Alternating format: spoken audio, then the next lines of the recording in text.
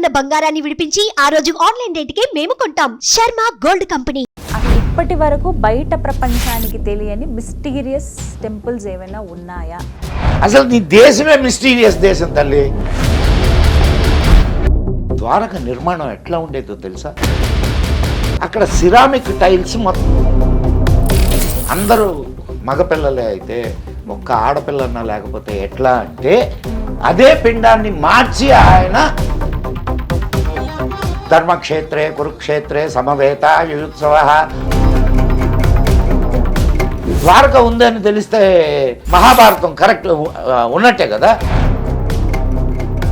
దాని కెపాసిటీ ఎంత ఉంటుందో ఆ లెక్కన. ఒక పురం అది. What is astra and what is shastra? 7 గ్రహాలు 2 ఖండన రేఖలు ఇవన్నీ ఉన్నాయని ఎట్లా కనుక్కున్నారు? వాళ్ళకి ఏ టెక్నాలజీ ఉంది నాకు చెప్పి. ఇప్పుడు ఈ ప్రపంచం మొత్తంలో నాశనం కాకుండా మిగిలి ఉన్నటువంటి ఏకైక జాతి, ఏకైక సంస్కృతి అఖండ భారతదేశం ఎలా ఉండేదండి? భరతవర్షే భరతఖండే మేరోహ దక్షిణ దిగ్భాగే. మరి ఇంతకీ అసలు రావణ లంక ఎక్కడుంది? లేదు. నమస్కారం, వెల్కమ్ టు సుమన్ టీవీ. నేను గీతాంజలి. ఇవాళ నా ముందు ప్రత్యేక అతిథి ఉన్నారండి. వారికి సంబంధించిన వీడియోస్ ఈ మధ్య కాలంలో నేను చూశాను. అసలు మాట్లాడుతున్నంతసేపు కూడా అలా మనం ఆ స్క్రీన్కి అతుక్కుపోతాం అంతే. వారు చెప్పే ప్రతి విషయం నిజమా అని ఆశ్చర్యానికి లోనవుతాము.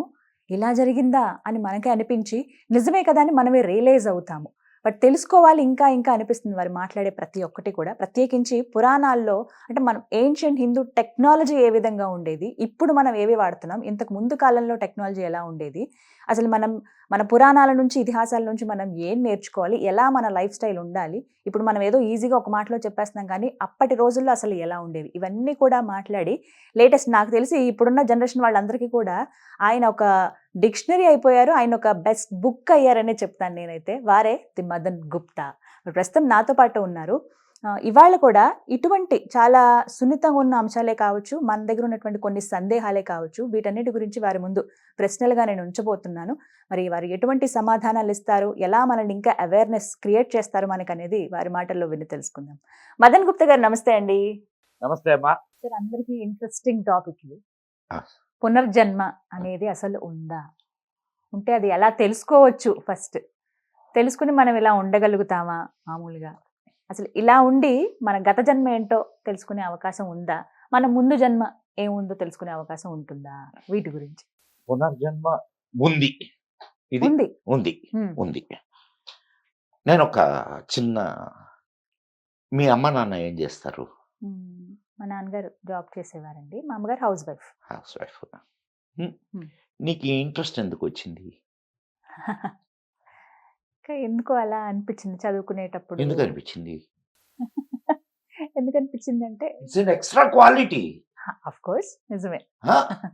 How you got in your forefathers or మీ ఇంట్లో నటులు లేదా ఇట్లా వీటి మీద ఇంట్రెస్ట్ ఉన్నటువంటి వాళ్ళు ఎవరైనా ఉన్నారా? మేబీ ఉండుండొచ్చు, బట్ నాకు తెలిసినంత వరకు అయితే అలా లేరు. నీకే ఎందుకు వచ్చినాయి? స్పెషల్ క్వాలిటీ, ఒక క్వాలిటీ ఉంది. Might be it is from your earlier birth. ఓ, అయి ఉండొచ్చు. సరేనమ్మా, నీకు ఇప్పుడు ఈ క్షణంలో జరుగుతున్నటువంటి ఒక సంఘటన చెప్తా. నాకు ఒక అమ్మాయి ఉండేది. అమ్మాయి పేరు కల్పన చావ్లా. చనిపోయింది, తెలుసు కదా. ఆ అమ్మాయి మగపిల్లాడుగా శ్రీలంకలో పుట్టింది. ఇప్పుడు 7 ఏళ్ళు. ఆధారాలు ఏంటండి? ఒకసారి గూగుల్ చేసి చూడు. అబ్బాయిని ఇంటర్వ్యూ చేస్తున్నారు, అబ్బాయిని పరిశీలన చేస్తున్నారు. 7 ఏళ్ళు వాడికి సింహాళ భాష తప్ప వేరే భాష తెలియదు. వాడు హిందీ ఇంగ్లీష్ అనర్గళంగా మాట్లాడుతున్నాడు. వాడు సైంటిఫిక్ ఇష్యూస్ ను మాట్లాడుతున్నాడు, వీటిని గురించి మాట్లాడుతున్నాడు. నేను కల్పన చావ్లా అని చెప్తున్నాడు. మీకు ఏమనిపించింది? మీకు నిజమని అనిపించిందా? కాదా? మాట్లాడింది ఆ మాటలు విన్నా కాదా? సరే, నువ్వు అటు ప్రక్కన పెట్టేద్దాం. ఇంకొక విషయం అడుగుతాను. శ్రీనివాస్, ఉప్పలపు శ్రీనివాస్ పేరున్నావా? ఆ అబ్బాయిని మ్యాండలిన్ శ్రీనివాస్ అని కూడా అంటారు. ఆహా. Mandolin Srinivas okay. మాకు తెలుసు, మేము ఓకే. చూసాం కూడా. ఉమ్, చిన్న పిల్లాడు, ఉమ్. ఎంత అంతే. 3-4 ఏళ్ల పిల్లాడు హా. వచ్చి స్టేజ్ మీదకి ఉమ్. మ్యాండలిన్ మీద త్యాగరాజ కృతులు అద్భుతంగా వాయిస్తాడు. మ్యాండ్లిన్. మ్యాండలిన్ మీద. హా. ఇప్పుడు లేట్ చచ్చిపోయాడు. నేను మార్చినప్పుడు సంగతి చెప్తున్నాను. ఓకే. మళ్ళా ఆ మ్యాండలిన్ అంటే కింద పెట్టి బయటకు పోయి ఆడుకుంటాడు, స్టేజ్ బయట ఆడుకుంటాడు. ఉమ్. ఎంతో నిష్ణాతులైతేనే కానీ అలా అది ప్లే చేయలేదు కదా. గొప్ప గొప్ప సంగీత విద్వాంసులు ఉమ్, వాడికి అసలు ఆశ్చర్యపోయారు, వీడికి ఇంత. ఎలా అసలు ఇంత టాలెంట్ ఉంది. అంటే ఇదంతా కూడా పూర్వజన్మలో వారు అయి ఉండడం వల్ల ఈ జన్మలో ఆ వాసనలు కొంత ఉంటాయి. సరేనమ్మా, చాలా చిన్న పిల్లలు ఈ మధ్య చూస్తున్నాం, మ్యాథమెటిక్స్ లో చాలా అద్భుతమైన. అవును సార్. మరి ఎట్ట వస్తుంది, టకటక టకటక ఎట్ట చెప్తున్నారు చెప్పు నాకు, దానికి రీజన్ ఏంది చెప్పు నాకు, హా. దానికి రీజన్ ఏంది చెప్పు నువ్వు నాకు. పూర్వజన్మ ఎఫెక్ట్ అదంతా. కాదు, ఇంకేదే రీజన్ నాకు చెప్పు. మామూలుగా ఇంటర్వ్యూస్ చేసేటప్పుడు అడుగుతాను, చిన్నప్పటి నుంచి ఇవన్నీ మేము నేర్పించామండి పుట్టిన దగ్గర నుంచి, అందుకనే టకటక ఇలా మ్యాథ్స్ చేయగలుగుతున్నారని, ఇలా అన్ని గుర్తుపట్టగలుగుతున్నారని నెలల వయసులో అని చెప్తూ ఉంటారు పేరెంట్స్ అయితే. నిజమా? నిజం అనిపిస్తుందా నీకు? కొన్ని మాత్రం నమ్మబుద్ధి కాదు సార్. మరి అంత ఎగ్జాక్ట్ గా అంతలా ఎలా గుర్తుపట్టుకుంటారా అని అనిపిస్తుంది. అసలు వాళ్ళ ఇంట్లోనే ఆ ఇది లేని Shakuntala Devi పేరున్నావా? She mathematical genius. Shakuntala Devi ఆమె మూవీ కూడా వచ్చింది. మూవీ కూడా వచ్చింది విద్యాబాలన్ గారు. ఎన్నేళ్ల వయసు నుంచి? ఆ వయసులో అమ్మాయికి అంత జ్ఞానం ఎట్టొచ్చింది? ఇదంతా కూడా క్యారీ ఫార్వర్డ్. అలా ఎన్ని జన్మల వరకు అవుతుందండి చెప్పలేము. నువ్వు చేసేటటువంటి కర్మ, మనకు కర్మ సిద్ధాంతం ఉంది. నువ్వు చేసే కర్మల్ని బట్టి ఈ 86 లక్షల జీవరాశుల్లో ఏదో ఒక జీవిగా పుడతావు. ఈగ సినిమా చూపించలా? మళ్ళీ మనిషిగా పుడతావా? ఇప్పుడు మనిషిగా ఉండి మళ్ళీ మనిషి. నువ్వు అందుకే కదా మనిషిగా కావాలా అని చెప్తున్నది. మనిషిగా చచ్చిపోతే మనిషిగా పుడతాడు. మనిషి దుర్మార్గుడుగా, మనిషి జంతువుగా చేస్తే జంతువుగా పుడతాడు. అవునా కాదా? వాళ్ళ జీవన శైలి, జంతు లక్షణాలు చూడడం వల్ల మనం సంస్కారం లేకుండా, అవునా కాదమ్మా, మృగంలాగా రేపులు చేసేవాళ్ళు, హత్యలు చేసేవాళ్ళు,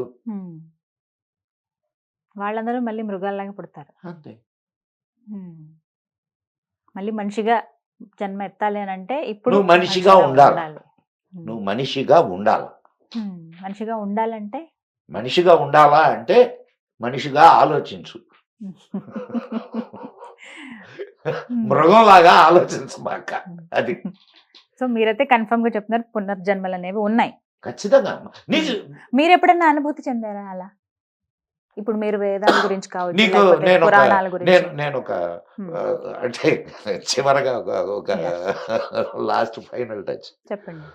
మా నాన్నగారు వచ్చినారు. నేను ఆర్టిస్ట్ని, నాకు బొమ్మలు వేస్తాను. నేను చక్కగా మంచి బొమ్మలు, నేను శిల్పాలు కూడా చెక్కుతాను. సోపుల మీద శిల్పాలు చెక్కడం అనేది నాకున్న ఇంకొక మంచి ఇది. మంచి పెయింటింగ్స్ వేస్తాను. మా నాన్న ఎవరు అడిగిరి ఇంక ఎట్లొచ్చింది ఇదంతా అని అడిగితే, ఏమన్నాయా అది నాకు తెలీదు, వాడు చిన్నప్పటి నుంచి బొమ్మలు వేసేవాడు అని అన్నాడు. మరి నీకేమన్నా అలవాటు ఉందా అని అడిగారు మా నాన్నగారు. నాకు అలవాటు ఉంది, నేను మా స్కూల్లో చదివేటప్పుడు అయ్యవారు బొమ్మే, మన గుర్రం బొమ్మే అని అన్నాడు. నేను బొమ్మేసి గుర్రం అని రాశాను.